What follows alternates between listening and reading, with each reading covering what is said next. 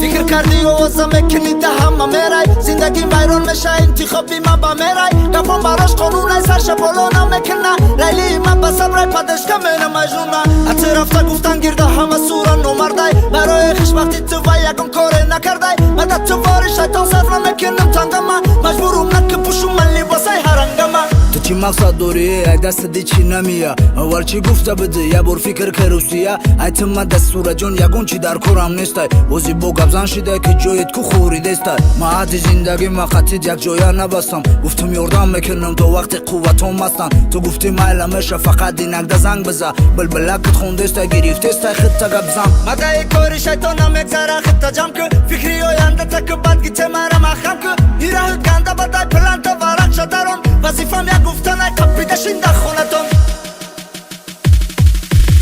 نمیخوام دیگر دوباره تو رو من نمیخوام باشم دوباره من واقعا حوثی دیگر خوردی بود تو رفتی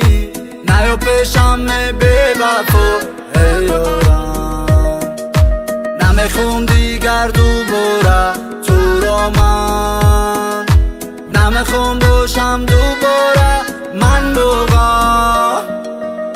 معیشتی یکون کس خونه ماشین نخریدم مای پشتی مال یکون وقت خونه دویدم بالا رفتم غلطیدم خستم اجام با دویدم شکرانه خدا میگم که با این روز من رسیدم دی چی خزاتی زنی چند بار گفتم راه دور که مرا دوری دیدی سر تخم که چشتا کور که من دیگر در یکون کس نشست و فنم میکنم این دلوش سیاهای مثلا دلم ما بخونم دوای خیلی منم بگو چند بار بخشیدم تا چند بار با گپی دروغ چند بار بگو خپیدم تا گریه نولم میکردی آخران بار میبخشی ما دستاری قهرم رفتم کردم کارای بدرش کی ما مایلا گفتم توغریه تکرار نکی کاروتا فقط روز چه گپ زد علیش بکی رفت روتا اشکوتا توزه کردم مایلا گفته بوم میرفتی با همو کاری بعد چی خزاتی درختی من خیلی طاقت کرده بعد یک دیوانه میشم میرم سوی میخونه ای خونه بخونه میشم یک شام تا ساری راه زندگیم دفوت منم دیگه نزدیکم نیاده اونه تلخ خفت منم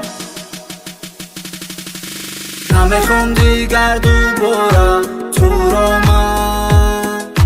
نمیخوام باشم دوباره من واقعا حوثی دیگر خوردی بود تو رفتی نیا پیشم بی وفا ای یارم نمیخوام دیگر دوباره تو رو من نمیخوام باشم